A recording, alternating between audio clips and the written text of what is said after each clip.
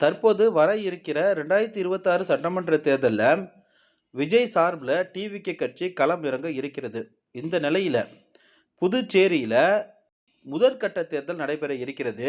இந்த தேர்தலில் டிவிகே பார்த்தீங்கன்னா 30 தொகுதிகளிலையும் களம் இறங்க இருக்கிறது. தமிழ்நாட்டில் இருந்து திமுக, ஏடிஎம்கே, பாஜக, காங்கிரஸ் பார்த்தீங்கன்னா புதுச்சேரியில் போட்டியிடுவாங்க.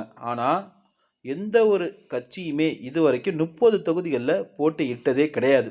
ஆனால் தற்போது டிவிகே தான் எதிர்கொள்ள இருக்கக்கூடிய இந்த முதல் தேர்தலையே புதுச்சேரியில் 30 தொகுதிகள்லையும் களம் இறங்க இருக்காங்க.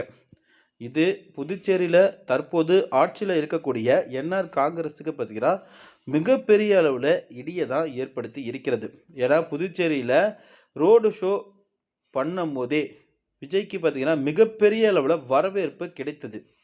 அதனால் விஜய் புதுச்சேரியில் முழுமையாக களம் இறங்கலாம் அப்படின்னு முடிவெடுத்து தற்போது அதற்கான வேட்பாளர் தேர்வும் நடைபெற்று அந்த 30 தொகுதிகளிலும் களம் இறங்கக்கூடிய 30 வேட்பாளர்களையும் தற்போது தளபதி விஜய் பார்த்தீங்கன்னா தேர்வு செய்து அதற்கான பட்டியலையும் தற்போது வெளியிட்டு இருக்காரு. இது ஒட்டுமொத்த தமிழக மட்டுமல்லாமல் இந்திய அரசியலையுமே அதிர்ச்சிக்கு உள்ளாக்கி இருக்கிறது.